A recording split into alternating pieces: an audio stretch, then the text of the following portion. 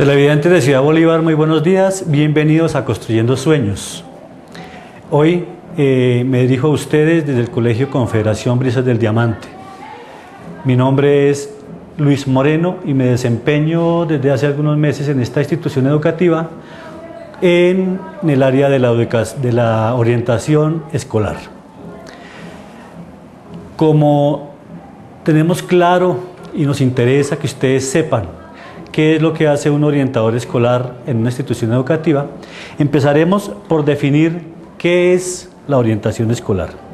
Entonces, la orientación escolar no es nada más que un proceso de carácter cooperativo. ¿Qué quiere decir esto?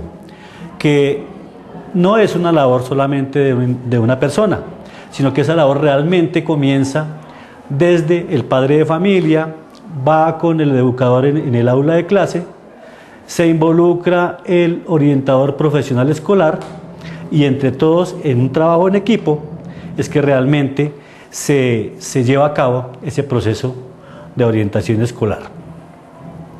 ¿Quién es un orientador escolar? Un orientador escolar tiene que ser un profesional del área de las ciencias sociales y humanas. Puede ser un psicólogo, un psicopedagogo, psicopedagoga, una psicóloga, un trabajador o una trabajadora social e inclusive un terapeuta ocupacional. Solamente estas personas son como las que tienen ese perfil para llevar a cabo el trabajo de orientación escolar profesional.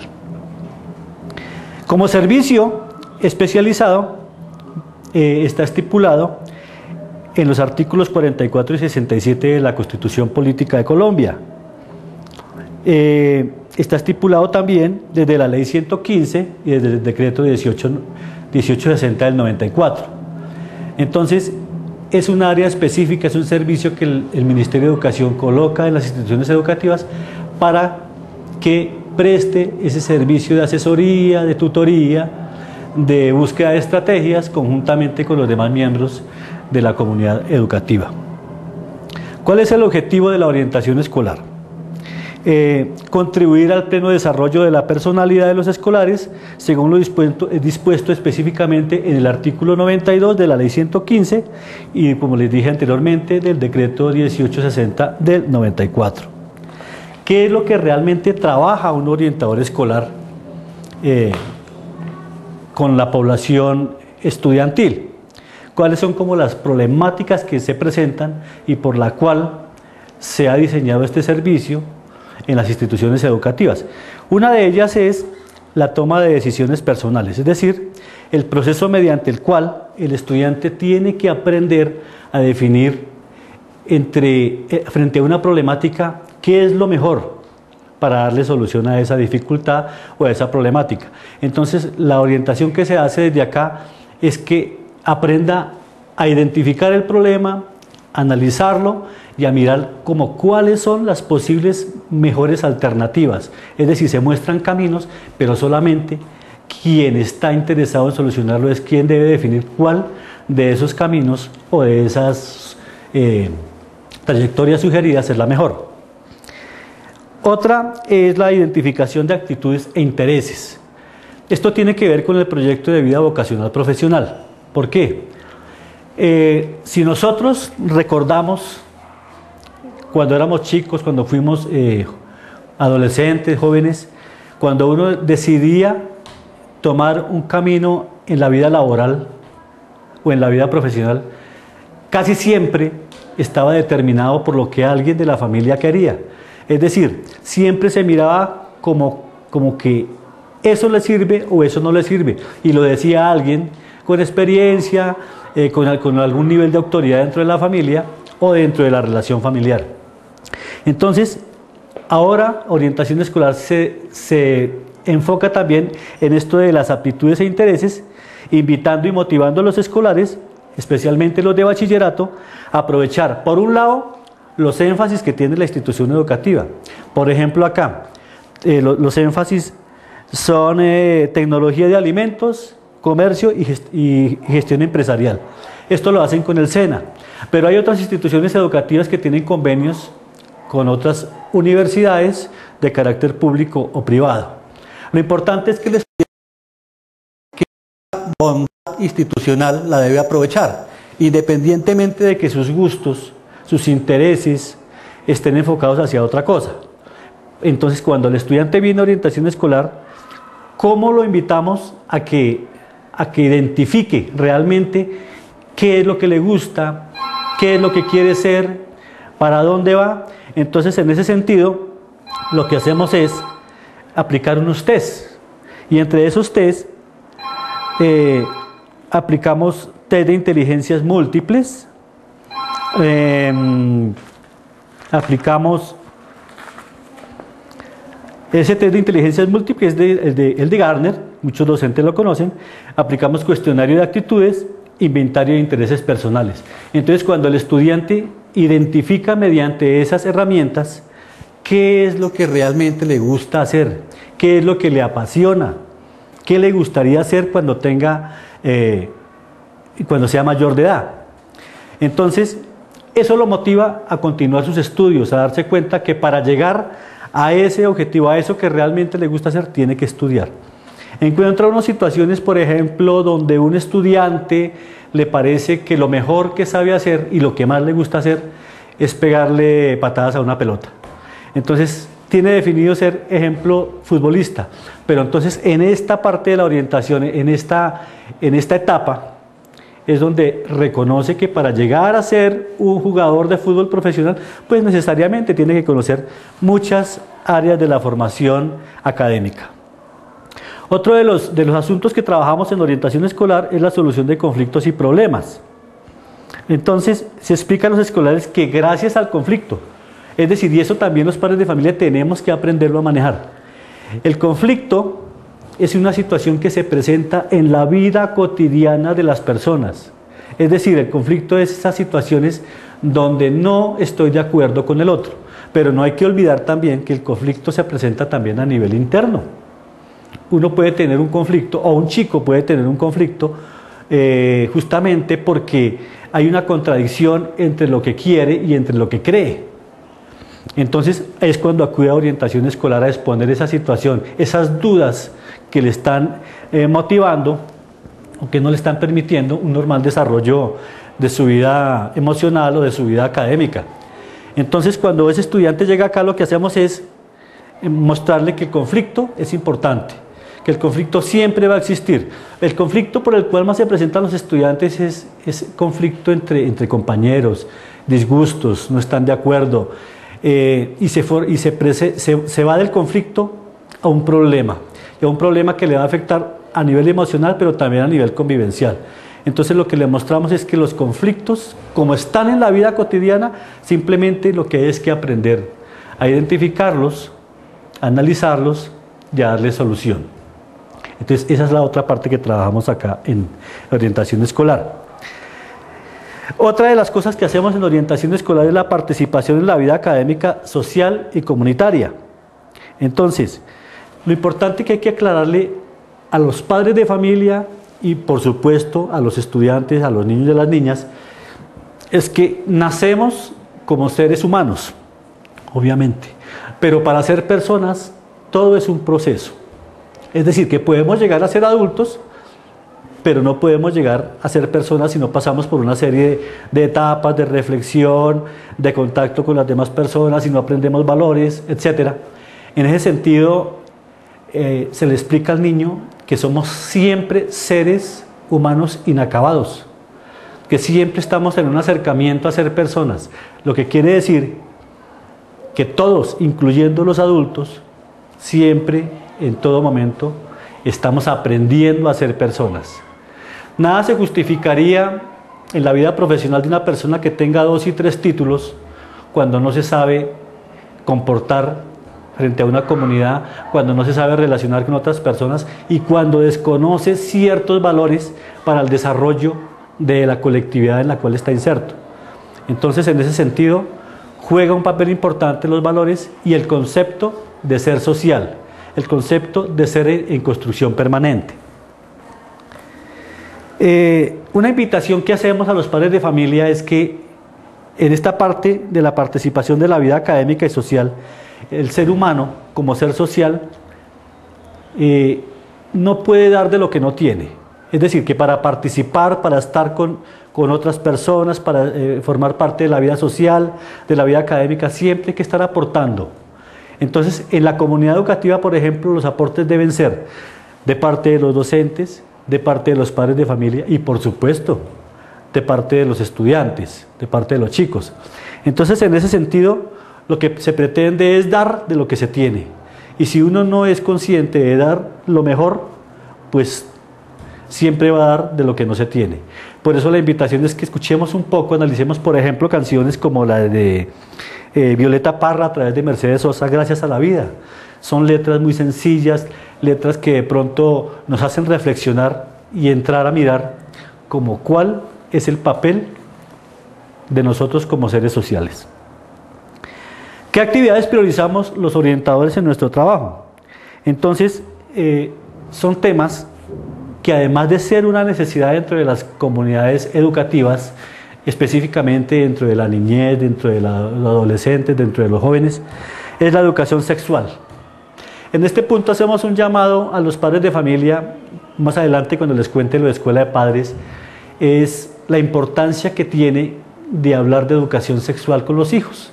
Pero sabemos también que es espinoso el tema, porque ¿cuántos de ustedes, padres de familia, no se han puesto colorados o coloradas cuando su hijo le ha hecho una pregunta respecto a educación sexual? Entonces, más adelante, cuando hablemos de Escuela de Padres, vamos a ver cómo hablar de educación sexual no es específicamente hablar de la genitalidad, sino que hay otras cosas. Podemos hablar, por ejemplo, de los géneros, cómo se da la relación de género, cómo se da el respeto a la diferencia entre el hombre y la mujer, el concepto que se tiene, por ejemplo, de que la mujer es la que realiza trabajos domésticos y los hombres hacemos otro tipo de trabajo, y eso nos da el potencial, el poder de ser los que mandamos en casa. Claro que esta última parte ha venido cambiando, pero de todas maneras es importante empezar a tener como esas bases para que cuando tengamos que hablar de educación sexual no nos pongamos colorados y le saquemos el cuerpo a esta situación y lo único que decimos es vaya, hable con su profesor de educación sexual o hable con el orientador o la orientadora. No, ese es un papel que le corresponde en primera instancia a los padres de familia. Otro de los temas a priorizar es la resolución de los conflictos. Ya lo decíamos, cómo aprender a identificarlos, analizarlos y a mirar las mejores opciones para resolverlos. Luego le sigue el proyecto de vida. ¿Qué será esa cuestión del proyecto de vida? Mire, muchos de nosotros, padres de familia, uno les pregunta en un taller qué es proyecto de vida y resulta que aunque lo tienen, porque todos tenemos un proyecto de vida, unos más definido que otros, no somos capaces de darle con palabras esa descripción. Pero realmente el proyecto de vida comienza desde el momento mismo en que el niño o la niña nacen, desde el momento mismo en que comienza su desarrollo en el seno de esa familia donde llegó, y se expresa muchas veces en el juego. ¿Qué es lo que más le gusta jugar a ese niño? Y la responsabilidad que nosotros tenemos en ese proyecto de vida. Cuando a la niña le compramos la escobita, cuando a la niña le compramos la olla, cuando le decimos mamita, es que usted tiene que aprender a cocinar, pero en cambio al niño le estamos comprando el carrito, le estamos comprando el balón, inclusive le estamos comprando el arma, porque eso es un símbolo de machismo, de fuerza, de fortaleza, de poder.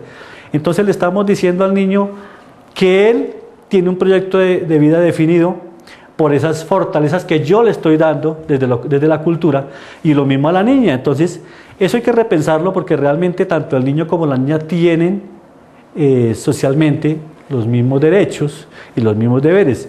Es decir, que un niño, ¿por qué no puede estar lavando la loza igual que lo hace la niña? ¿Por qué no puede estar haciendo el almuerzo? O un joven, o el hombre en la vida de pareja. Siempre le estamos botando ese trabajito a la mujer, porque la metemos o la encapsulamos dentro del trabajo doméstico. Otro de los temas, ya anexo a ese proyecto de vida, es el proyecto de vida vocacional profesional. Entonces ya lo explicaba anteriormente, tiene que ver con la identificación del talento, de los gustos, de lo que más le gusta hacer, etc. Esa parte también es una prioridad dentro del trabajo de orientación escolar.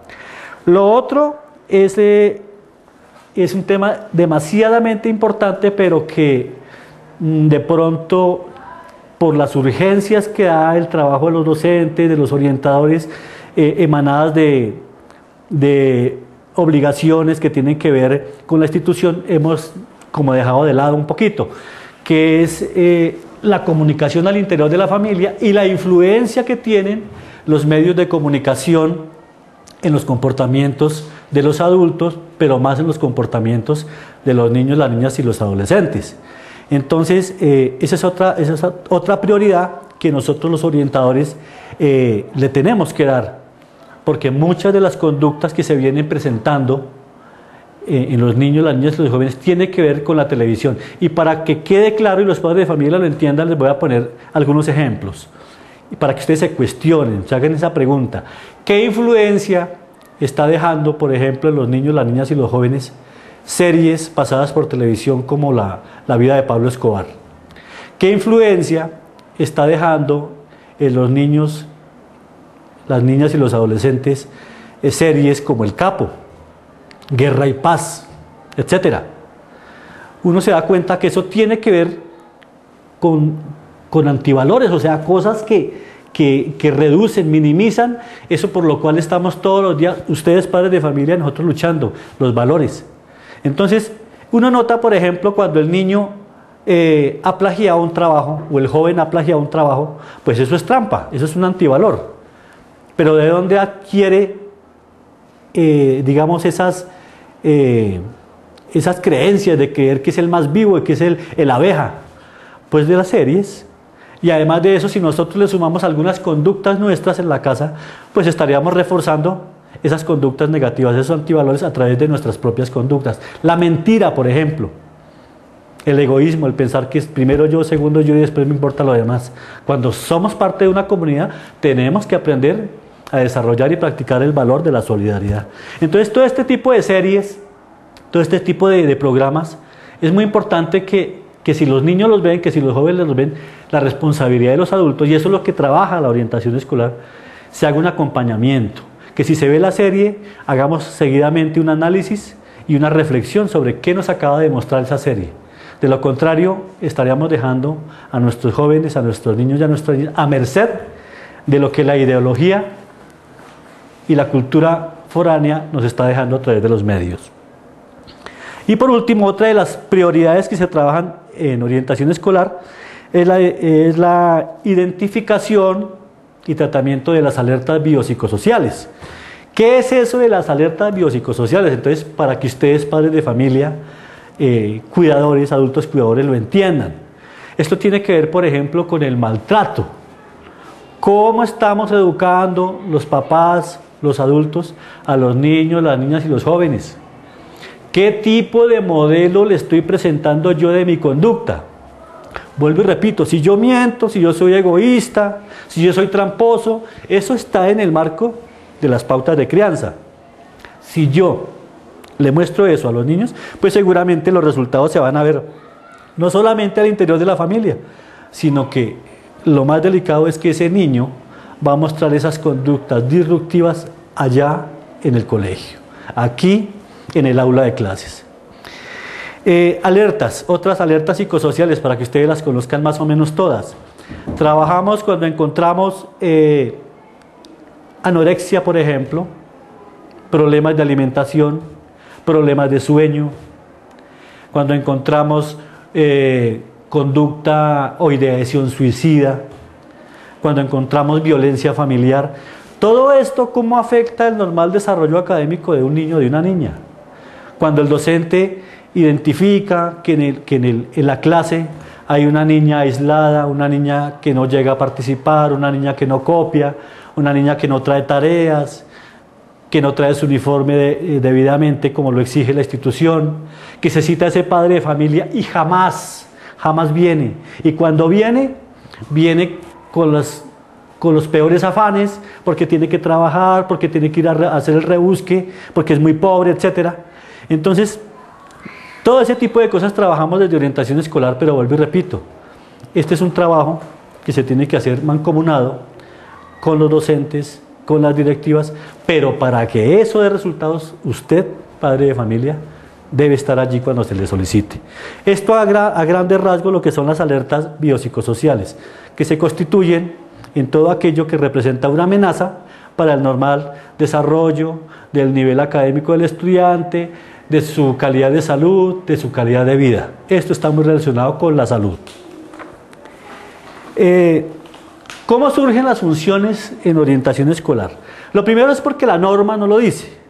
El decreto 1860 nos dice más o menos cuáles son las funciones, nos dice también a través de la ley 115, la misma ley 115, cuáles son esas funciones, pero dentro de esa gran lineamientos que nos da la ley, nosotros empezamos a identificar una serie de problemas que ya les conté dentro de las alertas biopsicosociales, y entonces empezamos a formular una serie de estrategias que, vuelvo y repito, no se realizarán de forma efectiva si no participamos padres de familia, docentes, directivos y toda la comunidad educativa a eso o a esas dificultades encontradas. Los campos de acción de la orientación escolar. En primera instancia, pues el contexto escolar, el ámbito escolar. Pero también está la instancia de la familia, precisamente como recordando nuevamente lo de las alertas, tenemos que hacernos cargo de identificar, de citar, de hablar con los padres en los cuales se está llevando a cabo algún tipo de violencia familiar. Y vuelvo y repito, cuando se presentan maltrato infantil, entonces tenemos que mirar cómo se están realizando esas pautas de crianza. Mediante el trabajo conjunto con los maestros y los coordinadores es que enriquecemos el proyecto educativo institucional. Es decir, el proyecto educativo institucional no es estático, está allí, pero en la medida que nosotros vamos avanzando en el trabajo, en la medida que vamos encontrando dificultades y en la medida que vamos encontrando también soluciones a través de la participación, en esa misma medida el PEI de la institución se va modificando, se va enriqueciendo. Otro de los puntos es las fortalezas. ¿Qué fortalece a un orientador escolar, a una orientadora escolar? ¿Qué dificultades encontramos en la labor? Pues realmente sí, no es fácil. Primero miremos como las fortalezas. ¿Cómo se fortalece un orientador escolar? Primero, dependiendo del tipo de profesión que tenga. Ejemplo, si el orientador escolar es un psicólogo, o es una psicóloga, o es una psicopedagoga, un psicopedagogo, dentro de su profesión va a encontrar herramientas que al momento de tener contacto con los padres de familia, contacto con los escolares, entonces las va a aplicar y va a empezar desde ese quehacer profesional, dentro del marco de la orientación, a incidir para que esa conducta o esas dificultades se reduzcan o desaparezcan.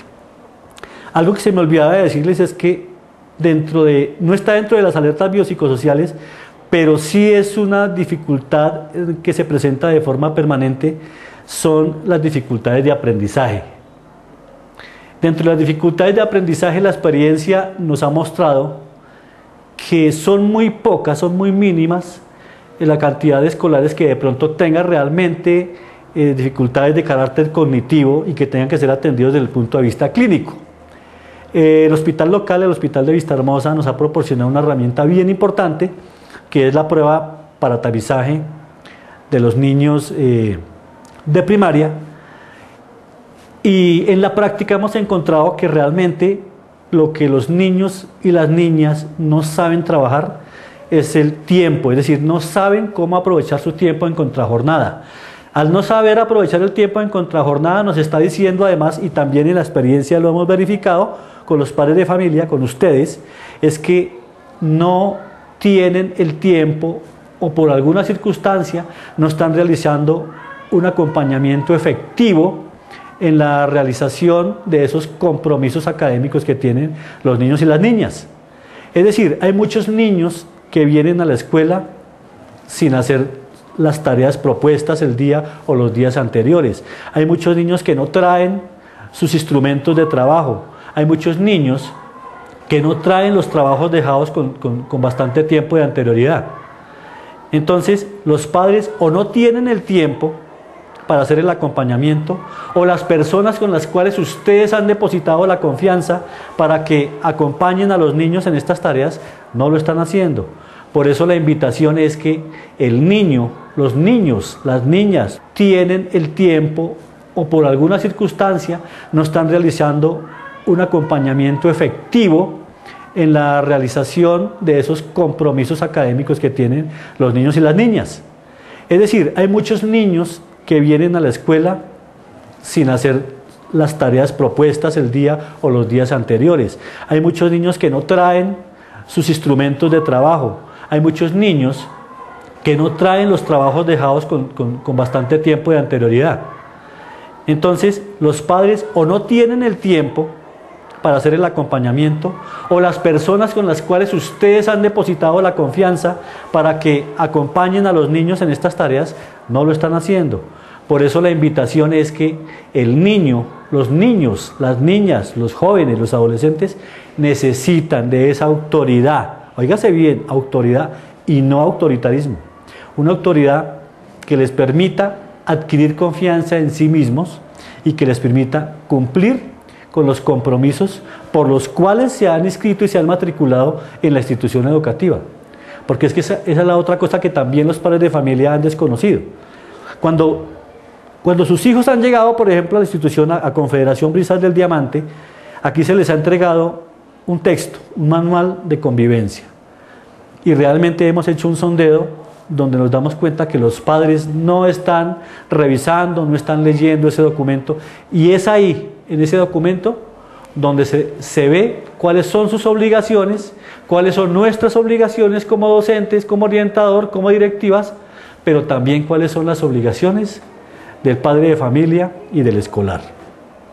Entonces es bien importante que empecemos a mirar, porque el colegio no puede seguir bajo el concepto de que este es un lugar donde le venimos a cuidar a su hijo o a su hija. No, la escuela tiene un mayor sentido y es el espacio, es el lugar donde sus hijos, usted padre de familia y nosotros mismos venimos a construir conocimiento, porque es que la educación no es unilateral. Nosotros lo que somos simplemente es facilitar, somos facilitadores de procesos, es decir, nuestra profesión como docentes o como profesionales en el área de las ciencias sociales lo que nos permite es facilitar procesos, hacer que ese niño, que esa niña, que ese joven descubra, identifique cuáles son sus capacidades, sus potencialidades, y nuestros conocimientos los llevamos a cabo para que ellos vayan mirando cuáles son los pasos, cómo va enlazando poco a poco una experiencia con la otra y cómo esa educación son una serie de eslabones que le van haciendo crecer. Entonces, en ese sentido, todos somos responsables de la educación de los niños, las niñas y los adolescentes. Entonces, el viejo concepto que se tenía de dejar el niño en la escuela para que la institución se lo cuide no puede seguir siendo así. Este es un espacio para la reflexión y para la construcción de conocimiento, y en eso lo estamos incluyendo a usted, señora madre de familia, señor padre de familia.